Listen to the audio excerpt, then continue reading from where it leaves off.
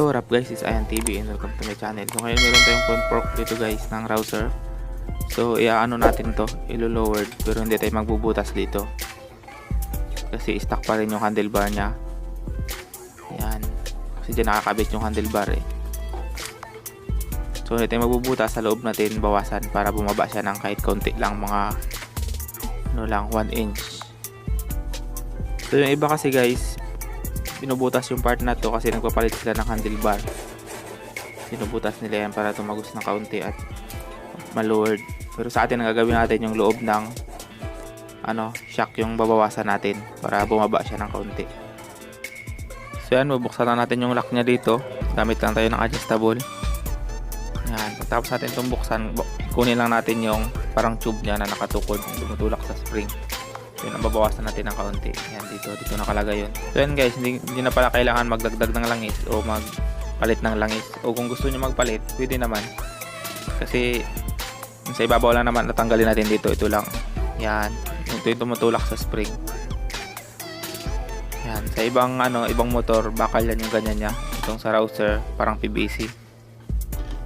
Ito, bawasan na natin ito ng mga 1 inch or 2 inch. Depende sa inyo kung anong gusto nyong lambot, para mag-lower siya konti pag sampa ng tao. Syempre guys, tanggalin din muna natin yung isa para may pantay natin yung sukat ng bawas. Yan. Tinuktok ko muna ng martilyo kasi matigas siya pag di natin tinuktok. Kailangan talaga siyang pigilan ng vice grip. Matigas eh. Yung isa malambot eh. Tinuktok lang ng martilyo, tanggal agad eh. Ito kailangan pang vice gripin yung isa, makunat.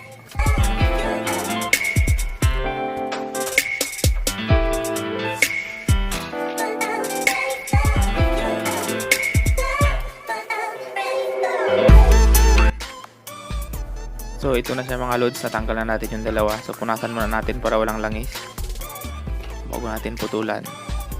So yan, putulan na natin ng konti kasi lapat naman na yung paa ko sa rouser. So para lumapat lang ng gusto, hindi ka na magtikin kabilaan. So kagandahan ito sa rouser, yung ganito nya is PVC lang, malambot lang, mabilis lang itong lagariin. Compare sa ibang motor is bakal eh. Tubo na bakal talaga, kaya medyo matigas yun. Pero kaya naman, may lagaring bakal lang kayo. Siyempre, kung wala kayong tools, ipagawa nyo na lang sa mekaniko. Ganun talaga yun. Hindi kayo makakapag-DIY. At ayan, naputol na natin.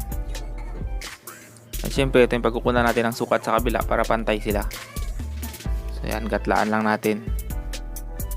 So ayan na mga loads. Naputol na natin yung dalawa. Kinat ko na yung video para mabilis. At siyempre, huwag nyo itong tapon. Yung dalawa na ito kung gusto nyo pang ibalik sa stock. Kung sakaling gusto nyo na ibalik sa stock, ibenta nyo yung motor para bumalik yung dating tindig nya. Huwag nyo itapon yung stock nya, ay yung putol nya, ibalik nyo lang. Ipatong nyo lang yan ulit doon, pwede yan. Yung pinagkaiba nito sa yung binubutas talaga yung fork, yun kasi pag bumababa talaga yung looks nun bago maganda yung tindig ng motor. Ito kasi ang magiging itsura lang nito, parang stock pa rin siya, pero pag sinampahan mo na, doon mo na mararamdaman yung nya, yung pagka-lowered nya, yung bawas. Pwede nyo namang lakihan yung bawas kung gusto nyo bumaba talaga siya, pero maapektuhan kasi yung nya, yung lakas ng spring. So bawiin nyo na lang sa langis, dagdagan nyo ng konting langis. So ayun lang guys, kung may natutunan ka sa video natin, huwag mong kalimutan mag-subscribe at i-click ang notification bell para sa susunod pa nating mga uploads. Always ride safe.